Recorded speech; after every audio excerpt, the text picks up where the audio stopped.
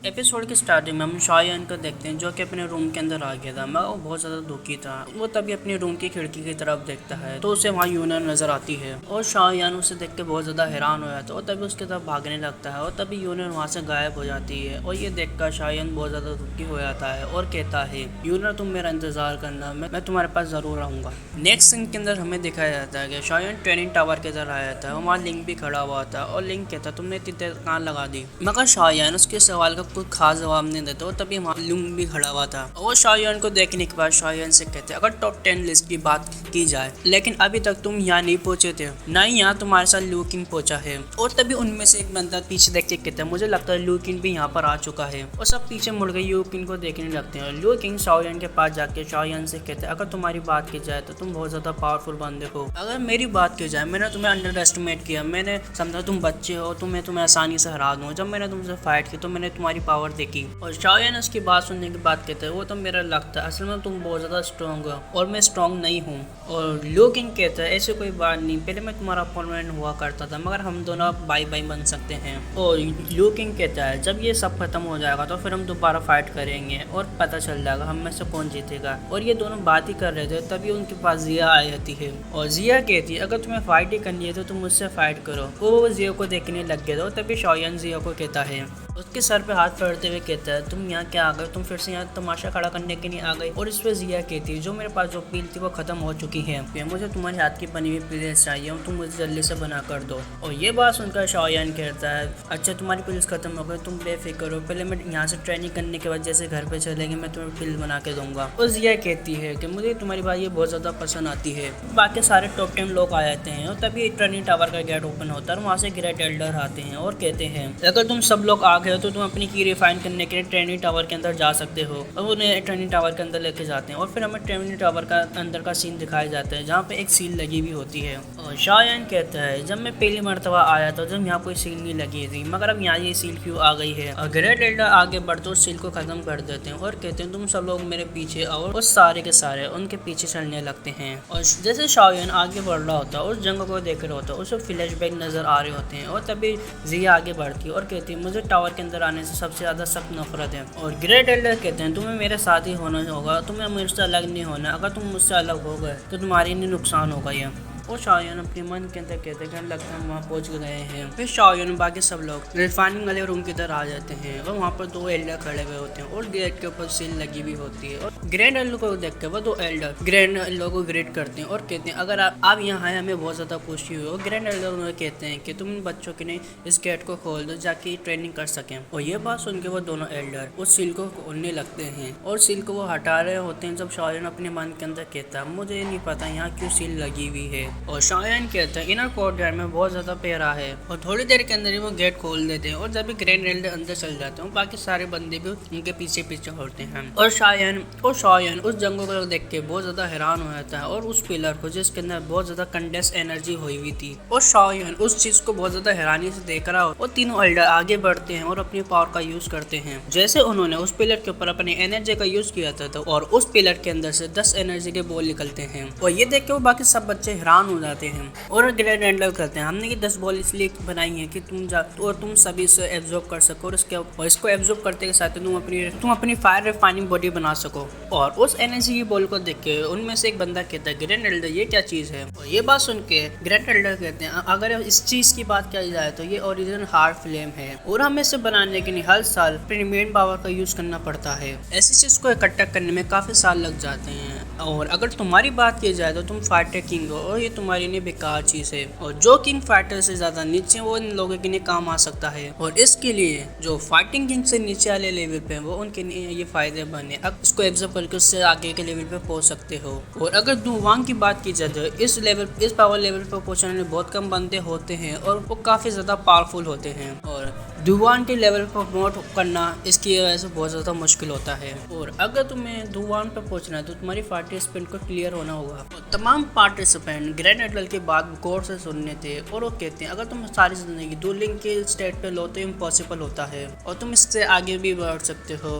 तुम में से आधे लोगों की बात की जाए हार्ट फायर का एक्सपीरियंस कर चुके हैं। और मैं तुम्हें पहले बताता हूँ फॉलन हार्ट फ्लेम की बात की जाए और उसकी पावर की बात की जाए और वो बहुत ज़्यादा पेनफुल होती है। अगर तुम इसे एब्जॉर्ब करते जब आप फेल होते हो तो तुम्हारी बॉडी बड़े पैमाने पर डैमेज हो सकती है। और ये बात सुनकर शाओयान आगे बढ़ता और कहता है, ग्रैंड एल्डर, मैं आपसे एक बात पूछना चाहता हूँ कि पिछले साल के पार्टिसिपेंट में कितने लोग सक्सेस हुए थे।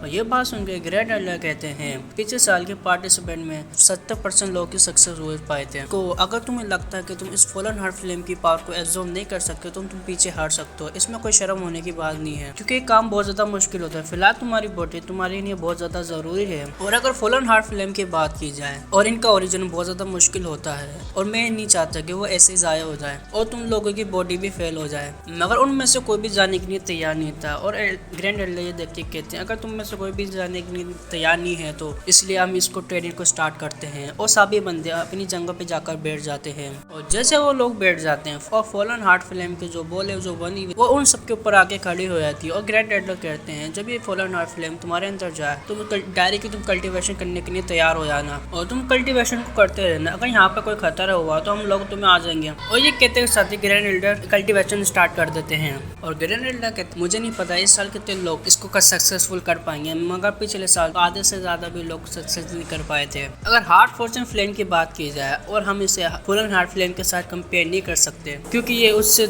कई ज्यादा है। और वो ग्रैंड एल्डर कहते हैं, सब कुछ इनकी डेस्टिनी पे, ये लोग कहाँ तक पहुँचते हैं। और ये कहकर वो बात ही कर रहे होते हैं तो तभी वो एल्डर कहते हैं, पिछले साल जब वो सील टूटी थी तो हमने उसे रिपेयर करने में हमें 5 दिन लगे थे और जब से हमने इन सीट को बनाया है। अगर फॉलन हार्ट फ्लेम की बात की जाए तो जब से बहुत ज्यादा शांत है।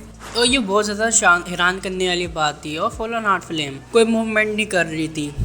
कई सालों से मीटेरियल हाई फ्लेम आकर यहाँ पर अटैक करता है, वो हमारे सिल को तबाह कर देता है। और अभी तक वो काम है, मुझे लगता है कुछ ना कुछ अब गड़बड़ होने वाली है। और अगर फर्स्ट लेयर सील की बात की जाए तो वो टूट चुकी है। अगर इस टावर के ऊपर की सील की बात की जाए उसके ऊपर भी एक सील लगाती गई है, हमारे दीन ने लगाई थी। अगर मीटेरियल हार्ट फ्लेम यहाँ पर आना भी चाहे तो वो हमारे उसके लिए कोई आसान बात नहीं है और यहाँ पर नहीं आ सकेगी। और ग्रेट एल्डर उनकी बात सुनने के बाद अगर उसे यहाँ आना होगा तो कोई ना कोई रास्ता ढूंढेगी, क्योंकि ऐसी चीजें ज्यादा देर तक शांत नहीं रह सकती। अगर वो सील तोड़ने में कामयाब हो गए तो और हमारी अकेडमी को खतरा हो जाएगा और कुछ ही सेटिंग में हमारे अकेडमी को डिस्ट्रॉय कर सकती है। अगर हमें उससे नुकसान होगा तो हमारे कॉलेज इसको भरपाई नहीं कर पाएगा। मैं चाहता हूँ तुम और लोगों को भेजो और तुम इसकी पेट्रोलिंग करवाओ और अगर कोई भी हलचल हो तो फौरन बता दिया जाए। और ग्रैंड एल्डर की बात सुनने के बाद वो कहते हैं, जैसा आप एक ग्रैंड एल्डर, और हम किसी को वहाँ बैठते हैं और हम इस सब चीज का अच्छे से ख्याल रखेंगे। और ग्रैंड एल्डर कहते हैं, मैं फिलहाल नीचे जाकर मैं सारे मामलों को चेक करना चाहूंगा। और ये कहते कि सभी यहाँ से चल जाते हैं। जहाँ पे एक सील लगी हुई थी वो सील को हटा देते हैं और सील के अंदर जाते हैं तो वहाँ पर एक कुआं नजर आता है। उस कुएं के अंदर कुछ ज्यादा खास नजर नहीं आ रहा था, इसलिए ग्रेट एल्डर अपनी फ्लेम आई का यूज करते हैं, अंदर की तरफ देखने की कोशिश करते हैं। वो दूसरी हम शाओयान को देखते हैं जिससे कि रिफाइनिंग के अंदर बहुत ज्यादा तकलीफ हो रही थी और शाओयान को उसे रिफाइन करना था तो उसे बर्दाश्त करना था। और उनमें से एक लड़का वहाँ बेहोश हो जाता है और तभी दो एल्डर आके उसे सहारा देते हैं और उसे होश में लाते हैं और उससे कहते हैं, बॉडी रिफाइनिंग के अंदर, इस रिफाइनिंग के अंदर बेहोश होने का आम सी बात है, तुम जाके अब थोड़ा आराम करो। जैसे वो लड़का चलने लगता तो उसे चलने में भी दिक्कत आ रही थी और उसके जाने के बाद एल्डर उन सारे पार्टिसिपेंट के ऊपर देखते हैं। उनमें से 2-3 और बंदे बेहोश हो जाते हैं और बकाया बात की शाओयान, लिंग और जिया की, वो तमाम के तमाम लोग आराम से कल्टीवेशन कर रहे थे। और एल्डर कहते हैं, अगर इन 7 लोगों की बात की जाए तो इन्होंने फर्स्ट ईयर को आसानी से कंप्लीट कर लिया है। उम्मीद है इनके लिए आगे के स्टेप आसान हो जाएंगे। पिछली बार के लोग बस सिर्फ 5 लोग ही को कंप्लीट कर सके थे और इस बार 7 लोगों ने किया। लगता है इस बार का रिजल्ट अच्छा रहा है। वैसे तो इधर टोटल 11 लोग थे, उसमें से 4 निकल जाते हैं और वहाँ से जाने लगते हैं। और एल्डर कहते हैं, मैं इन 4 को बाहर ले जाता हूँ, तुम बाकी 7 का ख्याल रखना। और दूसरी तरफ हमें ग्रैंड एल्डर को दिखाया जाता है जो कि उसके अंदर फॉलन हार्ट फ्लेम को देखने की कोशिश कर रहे होते हैं। और फिर ग्रैंड एल्डर जैसे फॉलन हार्ट फ्लेम को देखते हैं डर जाते हैं और फॉलन हार्ट फ्लेम को हमें दिखाया जाता है वो सील के ऊपर अटैक कर रही होती है ताकि उस सील को तोड़ के वो वहाँ से बाहर आ सके। और ये देख के ग्रैंड एल्डर को और ज्यादा शौक लगता है। और फिर ग्रैंड एल्डर अनाउंस करते हैं कि जितने भी पार्टिसिपेंट आए थे वो सारे उठ के यहाँ से चले जाएं और जितने भी एल्डर हैं सारे मेरे पास हैं, वो मेरी मदद कीजिए, यहाँ पे खतरा ज्यादा बढ़ गया है। और पूरा ट्रेनिंग टावर शेक करने लगता है और ये देखकर बाकी सब लोग हैरान हो जाते हैं। फिर शाओयान आगे बढ़कर एल्डर से पूछता है, यहाँ क्या चल रहा है। फिर एल्डर के, तुम 7 के साथ तो यहाँ मत रुको, तुम यहाँ से जल्दी से चले जाओ। सुनते के साथ ही वो 7 के साथ भागने लगते हैं, मगर शाओयान रुककर एल्डर के साथ वो चीज को देखने लगता है। वो एल्डर कहते हैं कि तुम यहाँ से क्यों नहीं जा रहे, तुम्हें यहाँ से जाना चाहिए, तुम यहाँ क्या देख रहे हो। ये सुनते ही साथ शाओयान वहाँ से चला जाता है और फिर हमें फुल डार्क फ्लेम का दिखाया जाता है जो वहाँ पे अटैक करते करते सील को तोड़ने की कोशिश करती है। और जैसे सील के ऊपर क्रैक आता है तो ग्रैंड एल्डर उस सील को अपनी पावर के जरिए रिपेयर कर देते हैं। ये देखकर फुल डार्क फ्लेम को और ज्यादा गुस्सा आया था। वो सील के ऊपर अटैक कर रही थी तो ग्रैंड एल्डर उसको रिपेयर कर रहे थे और ये देख के और ज्यादा उसको गुस्सा आए जा रहा था। और इस चीज को गुस्से के अंदर और ज्यादा रफ्तार के साथ और ज्यादा पावर के साथ उस सील के ऊपर अटैक किया जा रहा था। ये देखकर ग्रैंड एल्डर और ज्यादा परेशान हो जाते हैं और ग्रैंड एल्डर की मदद करने के लिए वो बाकी के 2 एल्डर भी आ जाते हैं और ग्रैंड एल्डर और वो तीनों एल्डर मिलकर उस सील की पावर बढ़ा देते हैं। ग्रैंड एल्डर कहते हैं हमें इसे रोक के रखना होगा जबकि बाकी के एल्डर नहीं आते यहाँ। और दूसरी तरफ हमें दिखाया जाता है शाओयान बाकी सब लोग वहाँ से जा रहे होते हैं और वहाँ आग निकल जाती है और जिया का वहाँ रात से रुक जाता है, मगर जिया वो उस आग के ऊपर से कूद के चली जाती है और कहती है कि ये फायर तो बहुत ज्यादा डरावनी है। फिर हमें फुल डार्क फ्लेम का सीन दिखाया जाता है जहाँ ग्रैंड एल्डर जहाँ पर उस सील को बना के रखे हुए थे और फुल डार्क फ्लेम गुस्से में अटैक पे अटैक किया जा रही थी। और फिर हमें दूसरी तरफ दिखाया जाता है जहाँ पे जिया के चारों तरफ फायर आ जाती है और जिया ब्लॉक हो जाती है, जिया आगे नहीं जा पा रही थी और ये देख के बाकी सारे लोग बहुत ज्यादा परेशान हो जाती है। मगर शाओयान अपनी फायर का यूज करके जिया का हाथ पकड़ के उसको भागने लगता है।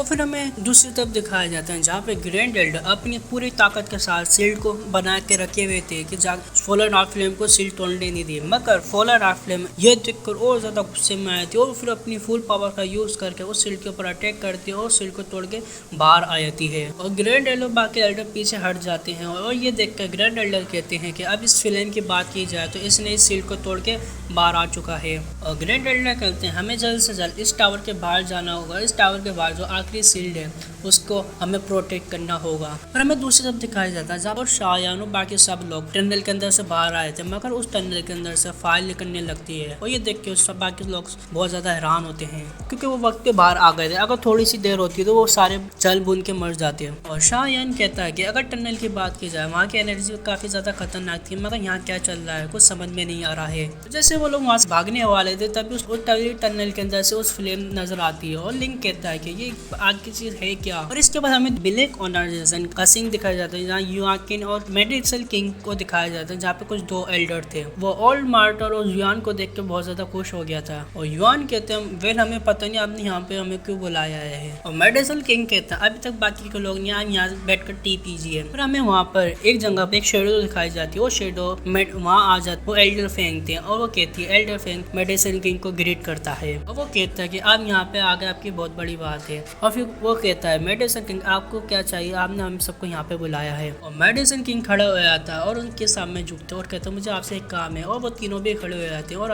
वो कहते हैं आप मेडिसन किंग है, आपको ऐसे झुकना नहीं चाहिए। और मेडिसन किंग कहते हैं कि पहले तो मुझे शक था, मुझे पूरा यकीन है कि उस कॉलेज के अंदर एक फ्लेम है। अगर आज की बात की जाए मैंने उसकी आज के फ्लैश फ्रेंड को बहुत ज्यादा फील किया है और मुझे लग रहा है वो बाहर आना चाहती है। और गाइस आपको हम सबको पता है कौन से फिल्म के बारे में बात कर रहा है, ये फॉलन आर्ट फिल्म के बारे में बात कर रहा है। फिर वो ओल्ड मैन कहता है कि अगर दीन की बात की जाए वो तो बहुत ज्यादा पावरफुल है ना, वो सब कुछ संभाल लेगा ना। फिर मेडिसन किंग कहता है कि ऐसा नहीं है, वो घूमने की नहीं गए हुआ है, उस कॉलेज को संभालने वाला और कोई एल्डर दो कौन सोक्यान है। अगर उनके वाइस प्रेसिडेंट की बात की जाए वो बहुत ज्यादा पावरफुल, बाकी सब दो दोंग के लेवल पर हैं और मुझे नहीं लगता कि वो ज्यादातर इसको संभाल पाएंगे। और मैं आपसे ये कहना चाहता हूँ कि अब आप सब लोग आ गए हैं तो हमें कैनन कॉलेज जाना चाहिए, उस फिल्म को हासिल करना चाहिए। अगर आप मेरी हेल्प करते तो मैं आपको 2 प्रॉमिस देने के लिए तैयार हूँ। एल्डर फैन कहते हैं अगर एक एम्पायर के प्रॉमिस की बात की जाए वो बहुत ज्यादा वैल्यूएबल चीज होती है। और ये सुनते के साथ ही बाकी सब लोग वो उनको कहते हैं कि हम आपको जबान देते हैं, हम आपकी हेल्प करेंगे। ओल्ड मैन कहता है कि अगर बात की जाए इनर कोर्टयार्ड की, उसे इंफॉर्मेशन से छुपा दिया गया है ना, और उसे ढूंढना तो हमारे लिए और ज्यादा मुश्किल होगा। और उसके बाद मेडिसन किंग कहता है कि आप इसकी टेंशन मत लो, हम